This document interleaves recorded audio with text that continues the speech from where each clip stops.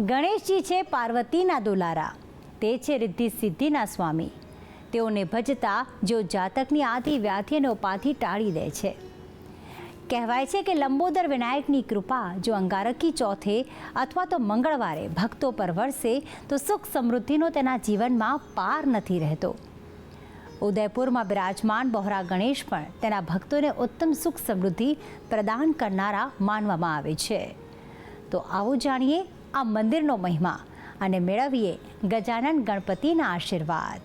જેમને ભજતા થશે તમામ સુખોની પ્રાપ્તિ, જેમના દર્શન કરશે તમારી તમામ મનોકામના પરિપૂર્ણ, જેમને માનવામાં આવે છે લોન આપનારા દેવ, અન્ય કોઈ નહીં તે તો છે ઉદયપુરમાં બિરાજતા આ ગજાનન ગણેશ.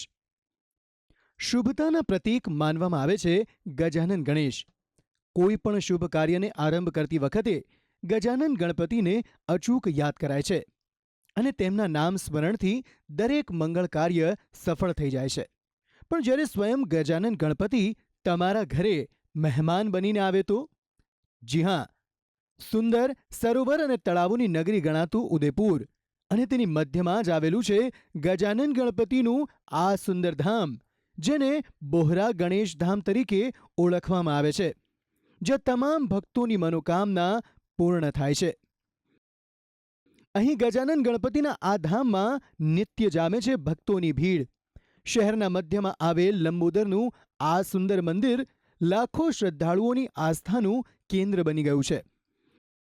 અહીં મંદિરમાં અંદર પ્રવેશતા જ ભક્તોને ગજાનન ગણપતિના વાહન મૂષકરાજના દર્શન થાય છે કે જ્યાં ભક્તો પોતાની અરજ મૂષકરાજને કહીને બાપ્પાના આશીર્વાદ પ્રાપ્ત થાય તેવી અરજ કરતા દ્રશ્યમાન થાય છે.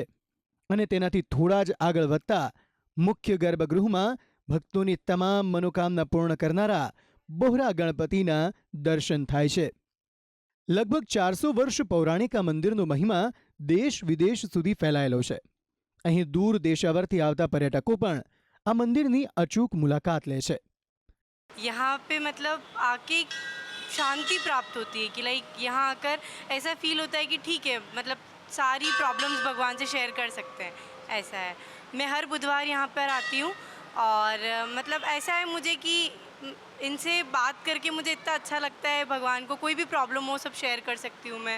આ મંદિરમાં જો ધ્યાનથી જોવામાં આવે તો ગજાનન ગણપતિની મોટી મૂર્તિની સાથે અહીં ગજાનનની એક નાની પરંતુ સુંદર મૂર્તિ પણ દ્રશ્યમાન થાય છે. તે નાની મૂર્તિને જ ભક્તો બોહરા ગણેશ તરીકે ઓળખે છે. કહેવાય છે કે આ મૂર્તિ સમક્ષ જો આપ સુખ સમૃદ્ધિની સાથે સાથે પૈસાની માંગણી પણ કરો તો તે પણ બોહરા ગણેશ તુરંત પૂરી કરી દે છે.